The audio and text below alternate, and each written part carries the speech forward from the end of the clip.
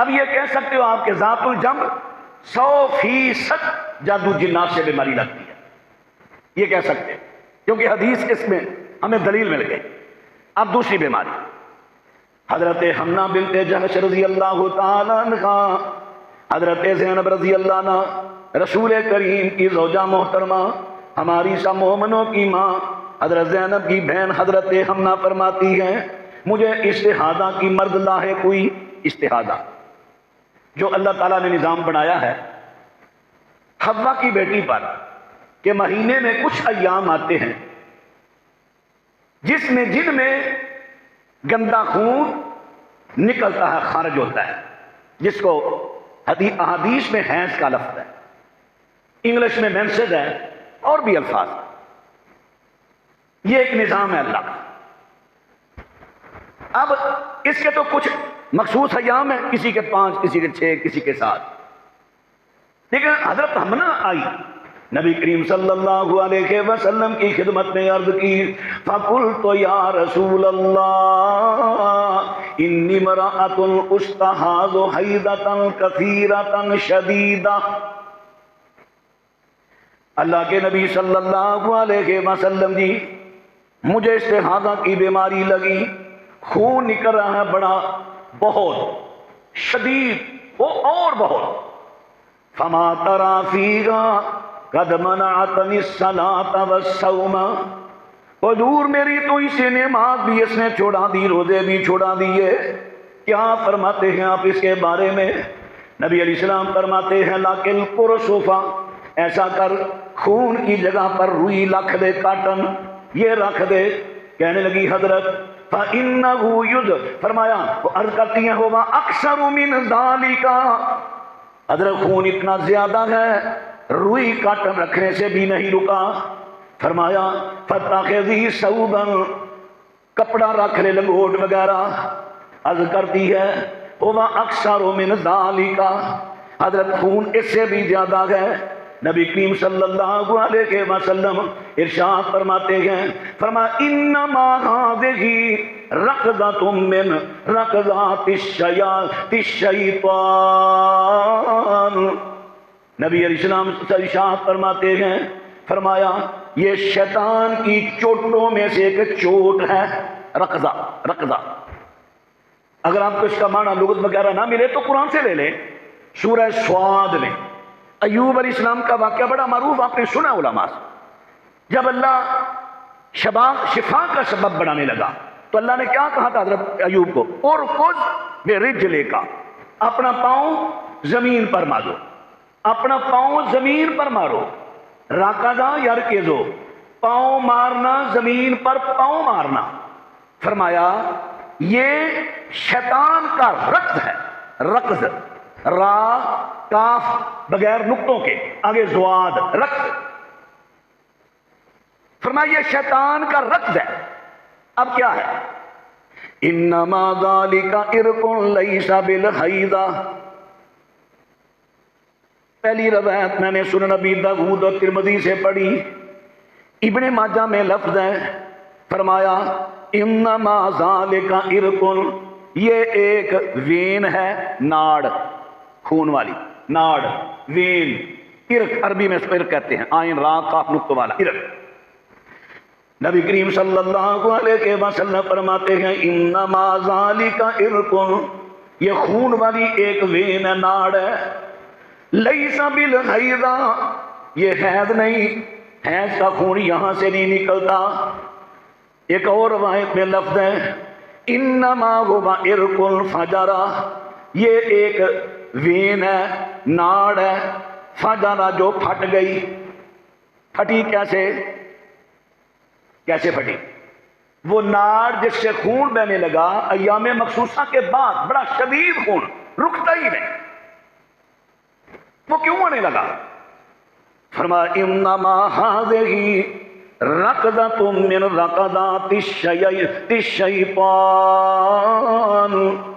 نبی کریم صلی اللہ علیہ وسلم فرماتے ہیں یہ شیطان کا رقض ہے، شیطان کی چوٹ ہے۔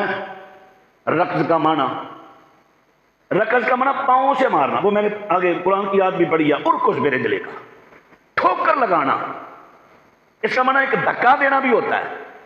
شیطان جن کسی طریقے سے اس ناڑ کو پاؤں مارتا ہے یا اور کوئی چیز مارتا ہے، وہ رگ وہ ناڑ پھٹ جاتی ہے، خون نکلنا شروع ہو جاتا ہے۔ اب یہ تو ہوئے دلائل۔ اب یہاں میں آپ پر تجربے کی بات کرتا ہوں۔ ہمارے پاس ایک چنیوڑ کے آگے ایک شہر ہے چھوٹا سا، اس کے قریب ایک گاؤں، وہاں سے ایک بھائی اپنی اہلیہ کو لے کر آئے، کہنے لگے اس کی ہم نے بڑا چیک اپ کروایا ہے، تو ڈاکٹر حضرات کہتے ہیں اس کی یوٹرس گل گئی ہے، اس کا مسئلہ ہے، آپریشن سے آپریٹ سے اس کو نکالا جائے گا۔ میں نے پورے جو ہمارا طریقہ ہے علامات پوچھنے کا، جس طرح طبیب لوگ علامات پوچھیں، میں نے پہلے بھی عرض کیا تھا، میرا یہ طریقہ نہیں کہ گٹھا مار کے کمیر ماپو ادا ہاتھ ماپو، مجھے نہیں پتا یہ کہاں سے طریقہ آیا۔ مجھے تو شریعت سے یہ چیزیں ملتی ہیں، بیماریوں کی علامات ہوتی ہے، وہ علامات پوچھو بتا دو یہ ہے۔ جیسا کہ میں ساری حدیث نہیں پڑھتا، تھوڑی سی پڑھتا ہوں، مستدرک کے حاکم دلائل نبوہ اور اسی طرح مسند احمد میں سیدہ عائشہ صدیقہ رضی اللہ تعالیٰ عنہا بیمار ہو گئی، بہت بیمار ہوئی، بڑی کمزور ہوگی، بڑی دوائیاں، کوئی دوائی اثر نہیں کر رہی۔ زد قبیلہ، میں نے آپ کو تعارف کرایا تھا زد قبیلے کا، غالباً پچھلے جو میں یاد ہوگا آپ کو، یہ جاٹ قبیلہ ہے، جاٹ قبیلہ ہے، ان کا پیشہ زیادہ تر جانور چرانے، دودھ دھونا وغیرہ یہی ہوتا تھا، اور ان کا ٹھکانہ بھی ایک نہیں ہوتا تھا، مہینہ ادھر 4 مہینے، ادھر 6 مہینے، ادھر 6 مہینے، بس ایسے جانور چراتے تھے۔ ان کا جو مین علاقہ تھا ملتان سے سندھ تک، ان کا یہ سارا علاقہ ان کا زت قبیلہ، زا رازا آگے تو زت۔ پھر یہ خلیج میں چلے گئے، وہاں چلے گئے۔ اب زت قبیلے کا ایک بندہ اس کا علاج کرتا تھا، جادو جنات کا روحانی طبیب تھا، روحانی طبیب۔ یہ مسجد نبوی میں گیا، کسی نے حضرت عائشہ صدیقہ رضی اللہ عنہ کے بھتیجے کو کہا، او بھائی اماں جی کو بڑی دیر ہوگی، یا بیمار ہیں، بڑیاں دوائیاں دی ہیں، کوئی فرق نہیں پڑ رہا، یہ بندہ روحانی معالج سے بات کرو۔ اس سے بات کی، اس نے علامات پوچھی، علامات جو میرا طریقہ علاج ہے وہ میں بیان کر رہا ہوں۔ بڑے لوگوں نے مجھ پر اعتراضات کیے تھے، میں نے آپ کو پچھلے جو میں کہا تھا، میری اس وقت مصروفیت تھی، سارے دلائل کا فوراً مطالعہ نہیں میں کر سکا تھا، تو سوشل میڈیا پر فتنہ برپا ہوا تھا، بڑی بڑی زبان میرے بارے استعمال ہوئی، ہاتھ بھی لوگوں کے نہ رکے۔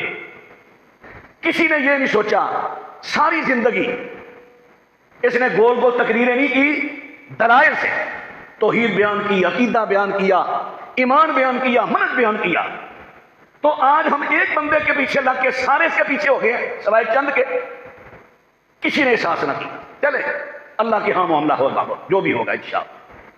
اب میں اپنا طریقہ علاج ساتھ ساتھ آپ کو بتاتا جاؤں۔ جس طرح اس نے علامات پوچھی، اس نے کہا ان پر جادو ہے۔